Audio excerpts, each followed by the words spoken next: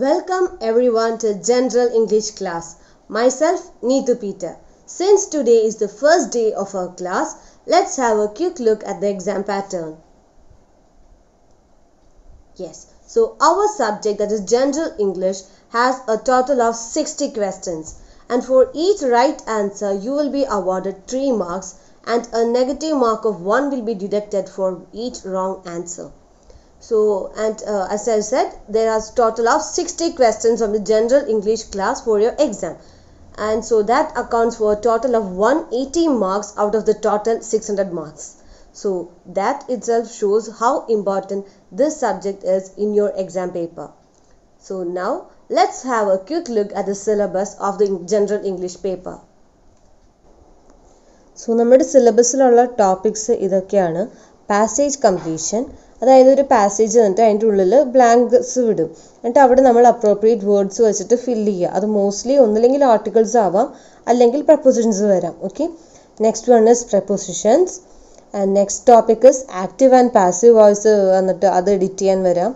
Sentence arrangement, അതായത് ഒരു sentence jumbled ആയിട്ട് തരും, സെൻറ്റൻസിൻ്റെ പാർട്സ്, അത് നമ്മൾ കറക്റ്റായിട്ട് ഓർഡർ ആക്കി ഒരു പ്രോപ്പർ സെൻറ്റൻസ് ആക്കണം.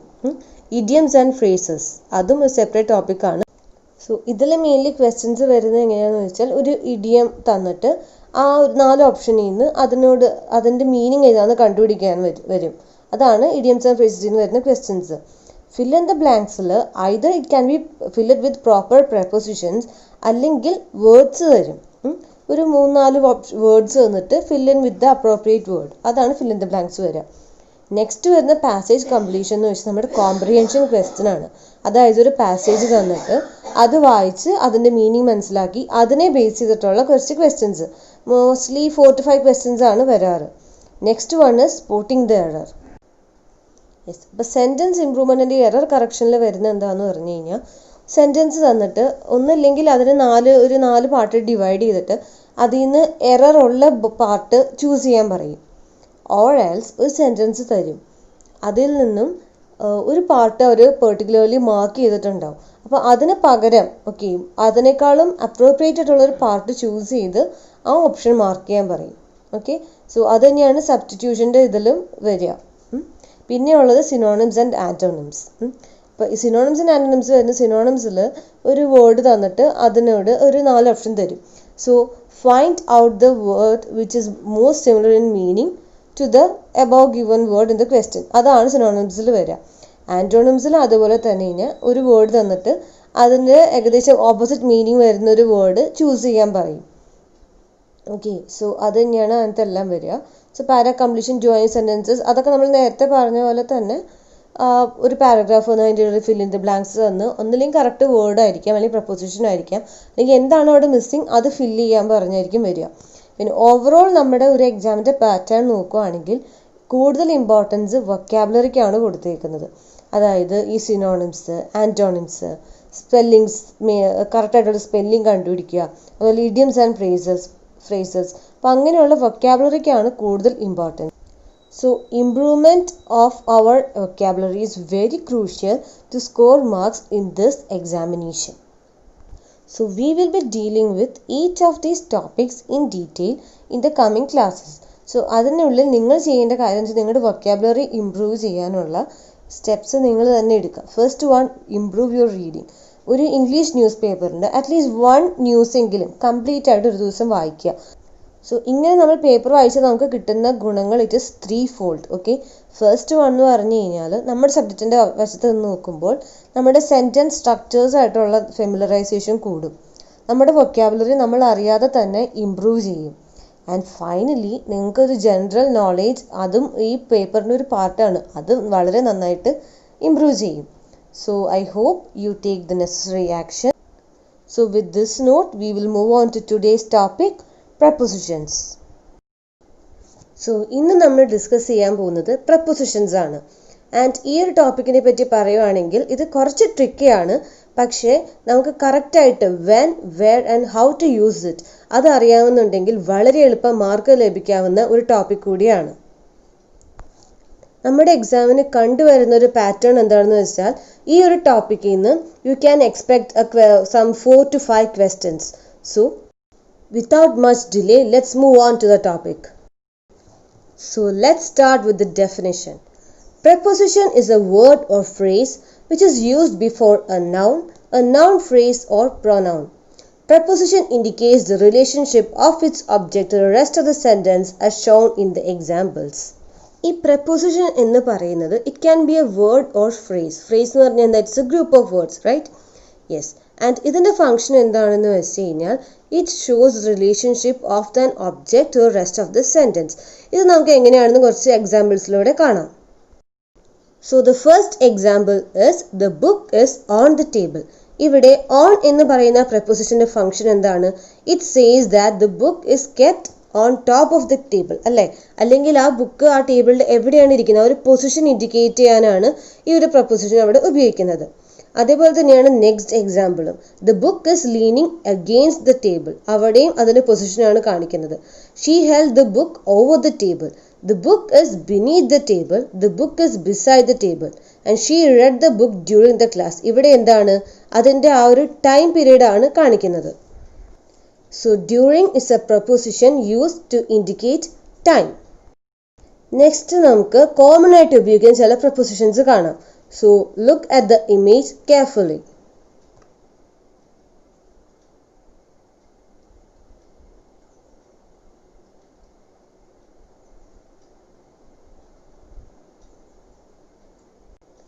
I hope you have got an idea about the common prepositions which are used. So ഇനി നമ്മൾ കാണാൻ പോകുന്നത് the types of prepositions ആണ്. So mainly there are 3 types. അത് ഏതൊക്കെയാണ്? Preposition of place, preposition of time and preposition of direction. So now let's discuss each type one by one. First one, preposition of place. Some preposition show where something happens and they are called preposition of place. ഒരു സംഭവം എപ്പോൾ നടന്നു എന്ന് കാണിക്കാൻ ഉപയോഗിക്കുന്ന ചില prepositionsനെയാണ് നമ്മൾ എന്ത് പറയുന്നത്? Preposition of place. എക്സാമ്പിൾ നോക്കാം. Sani was sitting under a tree.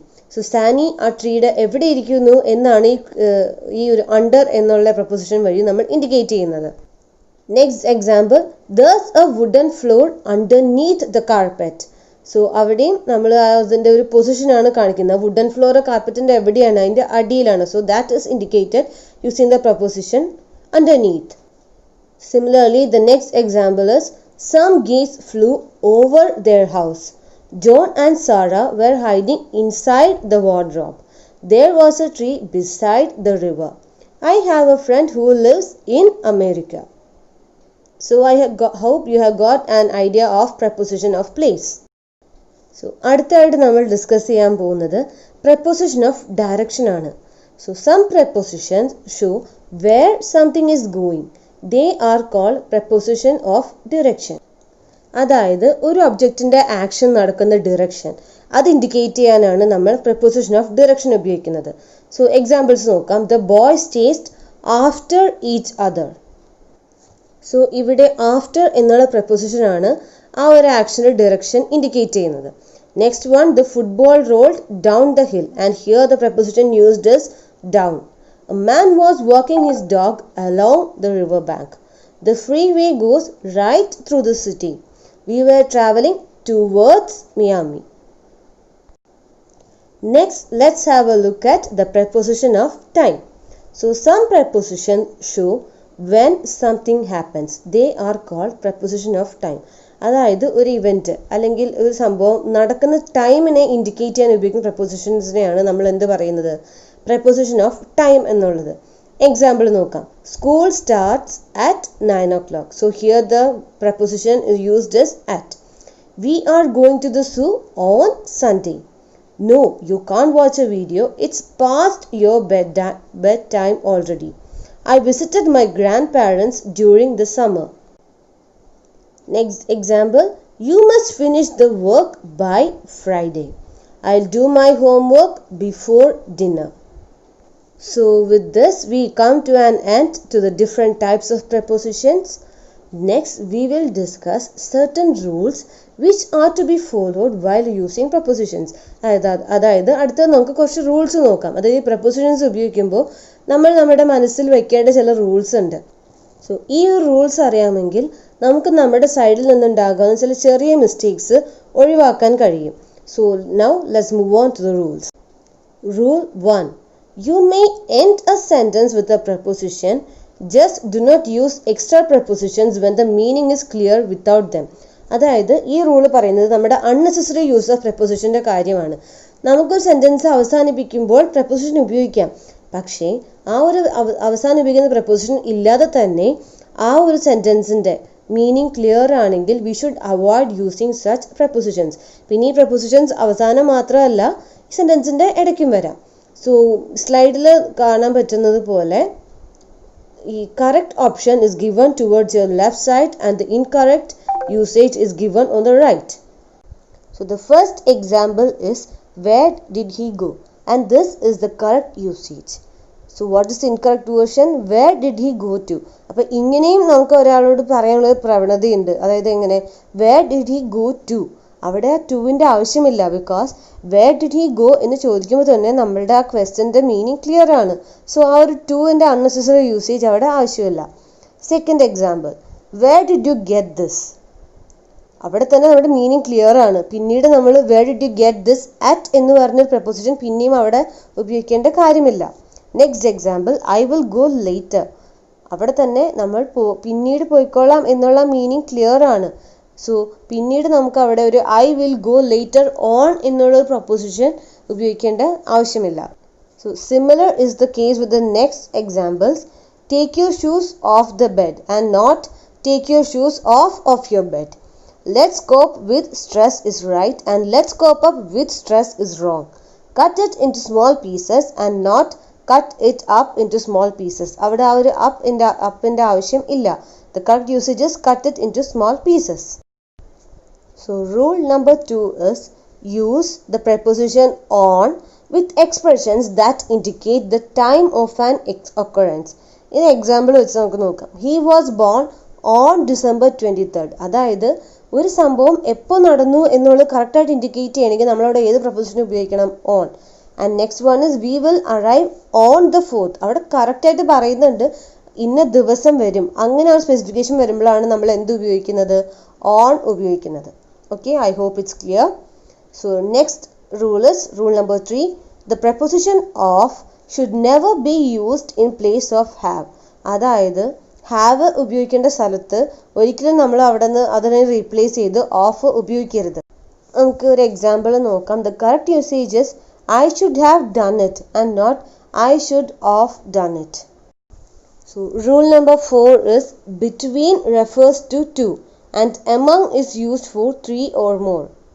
അപ്പോൾ ഇവിടെ രണ്ട് പ്രപ്പോസിഷൻസ് ആണ്, അതായത് ബിറ്റ്വീനും എമങ്ങും. ഇതിൻ്റെ യൂസേജസ് ആണ് പറയുന്നത്. അതായത് ബിറ്റ്വീൻ എപ്പോൾ ഉപയോഗിക്കണം? നമ്മൾ രണ്ട് ഒബ്ജക്ട്സിനെ മെൻഷൻ ചെയ്യുമ്പോഴാണ് നമ്മൾ ഏത് പ്രപ്പോസിഷൻ ഉപയോഗിക്കുന്നത്? ബിറ്റ്വീൻ ഉപയോഗിക്കുന്നത്. ആൻഡ് 3 ഓർ മോർ ഒബ്ജക്ട്സ് ഉണ്ടെങ്കിൽ നമ്മളവിടെ എന്ത് ഉപയോഗിക്കണം? എമംഗ് ഉപയോഗിക്കണം. ഇത് നമുക്കൊരു എക്സാമ്പിൾ വെച്ചിട്ട് നോക്കാം. Divide the candies between the 2 of you. അപ്പോൾ ഇവിടെ 2 പേരേ ഉള്ളൂ, അതുകൊണ്ട് നമ്മളവിടെ എന്ത് ഉപയോഗിക്കും? ബിറ്റ്വീൻ ഉപയോഗിക്കും. Second one is divide the candies among the 3 of you. അവിടെ 3 പേരുണ്ട്, അതുകൊണ്ട് നമ്മുടെ അവിടുത്തെ പ്രപ്പോസിഷൻ എന്തായി മാറി? എമംഗ് എന്നായി മാറി. So the final rule is the word like may be used as A preposition and in informal writing as A conjunction. അതായത് ഫോർമൽ റൈറ്റിംഗിലേക്ക് വരുമ്പോൾ ലൈക്കിനെ നമുക്കൊരു പ്രപ്പോസിഷനായിട്ട് ഉപയോഗിക്കാം. യെസ്, ആൻഡ് അതിന് പകരം എന്ത് ചെയ്യാം? In formal writing use as if or as though rather than like as the conjunction. അതായത് ഫോർമൽ റൈറ്റിംഗിലേക്ക് വരുമ്പോൾ ലൈക്കിന് പകരം ഉപയോഗിക്കാവുന്ന ചില കൺജങ്ഷൻസ് ആണ് എന്ത്? Use as if or as though. Okay, so informal റൈറ്റിംഗിൽ ലൈക്കിനെ നമുക്കൊരു പ്രപ്പോസിഷനായിട്ട് ഉപയോഗിക്കാം. അപ്പോൾ നമുക്ക് അതിൻ്റെ എക്സാമ്പിൾ കാണാം. Prepositional usage of like. You look so much like your mother. ഇനി ഇതേ ലൈക്കിൻ്റെ കൺജങ്ഷണൽ യൂസേജ് ആണ് എന്ത്? You may look like you are angry or you look as if you are angry. ഇനി ചില പ്രപ്പോസിഷൻസിന് ചില സ്പെഷ്യൽ യൂസസ് ഉണ്ട്. ഇനി അങ്ങനെയുള്ള പ്രപ്പോസിഷൻസിന് ചില യൂസസ് നമുക്ക് കാണാം. സോ ഫസ്റ്റ് പ്രപ്പോസിഷൻ ഏതാണ്? ഓഫ്. സോ അതിന് സ്പെഷ്യൽ യൂസസിൻ്റെ എക്സാമ്പിൾസ് ആണ് കൊടുത്തേക്കുന്നത്. So what is the first example? Our modules are full of real life examples. I ate a plate of rice and a quarter of milk. Would you like a glass of lemon juice? I need 3 pieces of paper. Most of the children in my class like education. There are several ways of cooking upma. So അടുത്തതായിട്ട് നമ്മൾ four എന്നുള്ള പ്രപ്പോസിഷൻ്റെ ചില uses ആണ് കാണാൻ പോകുന്നത്. I made this bookmark for mom. Is there room for me on the seat? I'd like a new computer for Christmas. We are going downtown for a meeting. I made this gift for my mother. Is there a place for me on the seat? I'd like a new laptop for next year. So next നമ്മൾ കാണാൻ പോകുന്നത് with എന്നുള്ള പ്രപ്പോസിഷൻ്റെ usage ആണ്. He pounds nails with a hammer. So എന്തുകൊണ്ടാണ് നമ്മൾ ആ നെയിൽസിനെ pound ചെയ്യുന്നത്? With a hammer. Mix the floor with water. എന്ത് വെച്ചിട്ട് മിക്സ് ചെയ്യണം? വാട്ടർ വെച്ചിട്ട്. സോ അതാണ് ആ പ്രപ്പോസിഷൻ്റെ ഇവിടെയുള്ള usage. She painted the picture with her new paints. Would you like to come with us to the cinema? So ഇവിടെ നമ്മുടെ വിത്തിൻ്റെ മീനിങ് മാറി. I hope you can realise the change in meaning as we are reading to the examples. I can do difficult problems with help from mom. Who is the man with the beard? So അടുത്തായിട്ട് നമ്മൾ കാണാൻ പോകുന്നത് usage of except and instead of. അതായത് except എന്ന preposition എന്ത് കോണ്ടെക്സ്റ്റിലാണ് ഉപയോഗിക്കുന്നത് and instead of ഏതൊക്കെ കോണ്ടെക്സ്റ്റിലാണ്. Okay, so the first example is I like all kinds of food except upma. അതായത് നമ്മുടെ എക്സംഷനാണ്. നമുക്ക് അതായത് ബാക്കി എല്ലാ ഫുഡും ഇഷ്ടമാണ്, പക്ഷേ നമുക്ക് ഉപ്മാവ് ഇഷ്ടമല്ല. അപ്പോൾ ആ ഒരു ഇത് കാണിക്കാൻ വേണ്ടിയാണ് ഇവിടെ എക്സെപ്റ്റ് ഉപയോഗിക്കുക. Every one likes chocolate except Tom. അതായത് അവിടെയും ഒരു എക്സംഷനാണ്. എല്ലാവർക്കും ചോക്ലേറ്റ് ഇഷ്ടമാണ്, പക്ഷേ ഒരാൾക്കൊഴികെ, അതാരാണ്? Tom. Yes, so we go to school every day except Saturday and Sunday. Next നമ്മൾ ഇൻസ്റ്റെഡ് ഓഫ് എവിടെയൊക്കെ ഉപയോഗിക്കുന്നു എന്നാണ് കാണാൻ പോകുന്നത്. First one, you should eat fruit instead of candy. അപ്പോൾ ഇവിടെ എന്താണ്? ഒരു സജഷനാണ്. അതായത് നമ്മൾ എന്ത് കഴിക്കണം? ക്യാൻഡിക്ക് പകരം നമ്മൾ ഫ്രൂട്ട് കഴിക്കണം. അപ്പോൾ ആ ഒരു മീനിങ് ഇൻഡിക്കേറ്റ് ചെയ്യാനാണ് ഇവിടുത്തെ പ്രപ്പോസിഷനായ ഇൻസ്റ്റെഡ് ഉപയോഗിച്ചിരിക്കുന്നത്. Next one is dad is coming to the theatre with us instead of mom. അതായത് ഒരാൾക്ക് പകരം മറ്റൊരാൾ വരുന്നു എന്ന് ഇൻഡിക്കേറ്റ് ചെയ്യാനാണ് ഇവിടെ നമ്മുടെ ഇൻസ്റ്റെഡ് ഓഫ് എന്ന പ്രപ്പോസിഷൻ ഉപയോഗിച്ചിരിക്കുന്നത്. And next one is we could watch TV instead of reading our books. So again അവിടെ പിന്നെയും ഒരു സജസ്റ്റീവ് ടോണാണ് ഈ ഇൻസ്റ്റെഡ് ഓഫ് എന്ന പ്രപ്പോസിഷന് ഉള്ളത്. So next usage of like, as and than. അതായത് പ്രപ്പോസിഷൻസ് ആയ ലൈക്ക്, ആസ് ആൻഡ് ദാനിൻ്റെ യൂസേജസ് ആണ് നമ്മൾ ഇനി വരുന്ന എക്സാമ്പിൾസിലൂടെ കാണാൻ പോകുന്നത്. ഫസ്റ്റ് എക്സാമ്പിൾ നോക്കാം. Kathleen looks like her dad. അപ്പോൾ ഇവിടെ എന്താണ്? ഒരു സിമിലാരിറ്റി കാണിക്കാൻ വേണ്ടിയാണ് ഏത് പ്രപ്പോസിഷൻ ഉപയോഗിച്ചിരിക്കുന്നത്? Like. Next one is Andrew smiles like his mother. അപ്പോൾ ഇവിടെയും സിമിലാരിറ്റി ആണ്. Peter sings like a professional singer. ഇവിടെയോ again is indicates a sort of similarity. So next one is നമ്മൾ ആസിൻ്റെ യൂസേജസ് ആണ് കാണാൻ പോകുന്നത്. Are these shoes the same as those? അപ്പോൾ ഇവിടെ എന്താ? സിമിലാരിറ്റി അല്ല, അവിടെ ഒരു ഓൾമോസ്റ്റ് ഒരു ഈക്വലൈസേഷനാണ് കാണിക്കുന്നത്. അതായത് ഇതും അതും ഏകദേശം ഒരേപോലെ അല്ലേ എന്നുള്ളതാണ് ചോദ്യം. Next one is you is nearly as tall as the teacher. So ഇവിടെ എന്താ പറയുന്നത്? ആ ഒരു ഇക്വാലിറ്റി ആയിട്ടില്ല, പക്ഷെ ഓൾമോസ്റ്റ് ഈക്വൽ ആകാറായി. അപ്പോൾ അങ്ങനെ ഒരു സിറ്റുവേഷനിലാണ് നമ്മൾ എന്ത് ഉപയോഗിക്കുന്നത്? ആസ് അല്ലേ. അതായത് സ്യൂ ടോൾ ആണ്, പക്ഷെ എന്തോരം ടീച്ചറിൻ്റെ അടുത്ത് എത്തിയിട്ടുണ്ടെന്നേ ഉള്ളൂ. ടീച്ചറിൻ്റെ അത്രയും ഇല്ല, പക്ഷെ ഏകദേശം അത്രയും തന്നെ ടോളാണ്. അപ്പോൾ അങ്ങനെ ഒരു സിറ്റുവേഷനിലാണ് നമ്മൾ എന്ത് ഉപയോഗിക്കുന്നത്? ആസ് ഉപയോഗിക്കുന്നത്. Next we shall move on to the usage of than. So the first example is dad is taller than all of us. അപ്പോൾ ഇവിടെ എന്താണ്? ഒരു കമ്പാരിറ്റീവ് ടോണാണ് എന്തിന് വരുന്നത്? ദാൻ എന്ന പ്രപ്പോസിഷന് വരുന്നത്. Yes. Second one is this painting is more beautiful than that one. ഇവിടെയും കമ്പാരിസൺ തന്നെയാണ്. The neighbourhood streets are less busy than downtown streets. Yes. അപ്പോൾ നമ്മൾ ഓവറോൾ നമുക്ക് എന്ത് പറയാം? ലൈക്ക് എന്നുള്ള പ്രപ്പോസിഷൻ ഓൾമോസ്റ്റ് ഒരു സിമിലാരിറ്റി കാണിക്കാനും, അതേപോലെ ആസ് എവിടെയാണ് വരിക? ഒരു രണ്ട് സാധനം തമ്മിൽ സിമിലർ ആണ്, പക്ഷേ നോട്ട് സോ സിമിലർ. അങ്ങനെ സിറ്റുവേഷനിലാണ് നമ്മൾ ഏത് പ്രപ്പോസിഷൻ ഉപയോഗിക്കുക? ആസ് ഉപയോഗിക്കുക. ആൻഡ് ദാൻ ഉള്ള പ്രപ്പോസിഷൻ എവിടെയാണ് വരിക? When we are comparing two things. Okay, so അടുത്തായിട്ട് നമ്മൾ കാണാൻ പോകുന്നത് ചില prepositions we use it with adjectives or verbs. So first one, നമുക്ക് അഡ്ജക്റ്റീവ്സിൻ്റെ ഒപ്പം എങ്ങനെയൊക്കെയാണ് പ്രപ്പോസിഷൻ വരിക എന്നുള്ളതിന് എക്സാമ്പിൾസ് നോക്കാം. So as you can see the adjectives, ആ സെൻറ്റൻസിലുള്ള അഡ്ജക്റ്റീവ്സ് ആണ് ആ റെഡ് കളറിൽ കൊടുത്തേക്കുന്നത്. And the preposition it is italicised and it is underlined. I hope you can see the difference. Okay, so the first example is we were afraid of the big dog. Next one is she is not very interested in sports. So ഇനി നമുക്ക് ഈ രണ്ടെണ്ണം ഒന്ന് analyse ചെയ്ത് നോക്കാം. First വണ്ണിൽ afraid എന്ന് പറയുന്നത് ഒരു അഡ്ജക്റ്റീവ് ആണ്. അതിൻ്റെ ഒപ്പം ഉപയോഗിക്കുന്ന പ്രപ്പോസിഷൻ ഏതാണ്? ഓഫ്. ആൻഡ് ഇൻട്രസ്റ്റഡിൻ്റെ ഒപ്പം in. Next example is John is very good at drawing. അപ്പോൾ good at. Okay, mister Lee is pleased with our work. So പ്ലീസ്ഡിനൊപ്പം യൂഷ്വലി നമ്മൾ വിത്ത് ആണ് ഉപയോഗിക്കുക. The teacher are always kind to us. Kind to. What's wrong with the computer.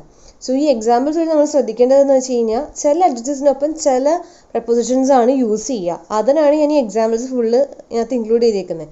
So we usually say afraid of, interested in, good at, pleased with, kind to and wrong with.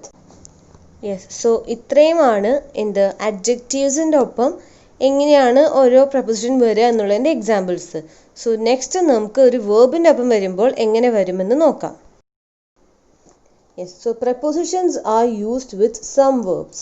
So the verbs in these examples are printed in color. So ഇവിടെ red കളറിൽ കൊടുത്തേക്കുന്ന നമ്മുടെ വേർബും ഇറ്റാലിസൈസ് ചെയ്ത് underline ചെയ്ത് കൊടുത്തേക്കുന്നത് നമ്മുടെ പ്രപ്പോസിഷൻസും ആണ്. So now let's go through the examples. So first one is I am looking for my pencil. Have you seen it? So looking എന്നുള്ള വേർബിൻ്റെ ഒപ്പം യൂഷ്വലി നമ്മൾ ഉപയോഗിക്കുന്ന പ്രപ്പോസിഷനാണ് ഏത്? For. Okay, then can you think of another word for placed?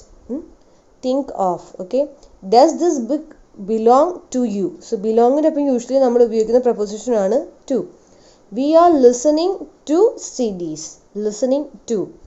I agree with you. Agreed ഒപ്പം നമ്മൾ usually with ആണ് ഉപയോഗിക്കുക. Tell me about the show you saw. Cut the cake into 5 pieces. They borrowed money from the bank. So yes, so ഇത്രയും എക്സാമ്പിൾസും ഇത്രയും കുറച്ച് rules and കുറച്ച് usages കണ്ടു കഴിഞ്ഞപ്പോൾ ഏകദേശം ഏതൊക്കെ പ്രപ്പോസിഷൻസ് ഏതൊക്കെ സിറ്റുവേഷനിൽ ഉപയോഗിക്കണം എന്നുള്ളതിനെക്കുറിച്ച് ഒരു ഏകദേശം ധാരണ എല്ലാവർക്കും കിട്ടിയെന്ന് വിചാരിക്കുന്നു. So in the next slide നമ്മൾ കാണാൻ പോകുന്നത് കുറച്ച് ക്വസ്റ്റ്യൻസ് ആണ്. And I will be giving U certain time limit and try to do these questions within the time limit. Okay, so yes, here are your questions. There, as you can see, there are a total of 9 questions and the clue is given in the brackets. That is which proposition, whether it should indicate a preposition of time or preposition of place or direction, that is being given in the brackets. So try to use that hints and do this. I'll be giving you a time of 4 minutes. Okay, and your time starts now.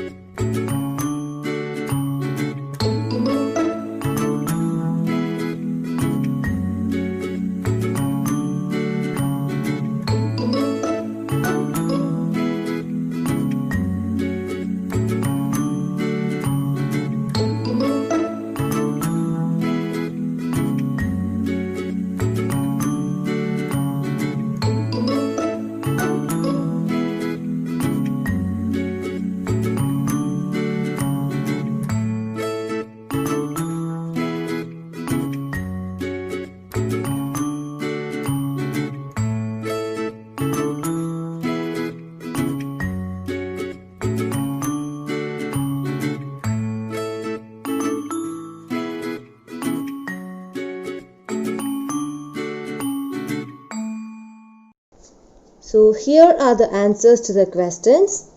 I hope all of you have been able to attempt the questions well. First question is, a cat was sitting on the roof of my car. Some people were talking during the movie.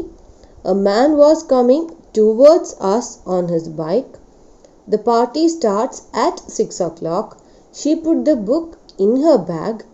We walked through the street to the park. She keeps her slippers near or under. Either can be used. We always wash our hands before or after meals. She ran away from the dog because she was frightened. I hope all of you have been able to answer well. So thank you everyone for your patient listening. With this we have reached the end of our class. Keep on practicing and keep on familiarizing yourself with more questions. So ഇനിയും കുറേ questions try ചെയ്യുക. അങ്ങനെ try ചെയ്ത് നമ്മൾ ഓരോ the more we familiarize, the more easier the topic gets. Okay, so thank you all once again.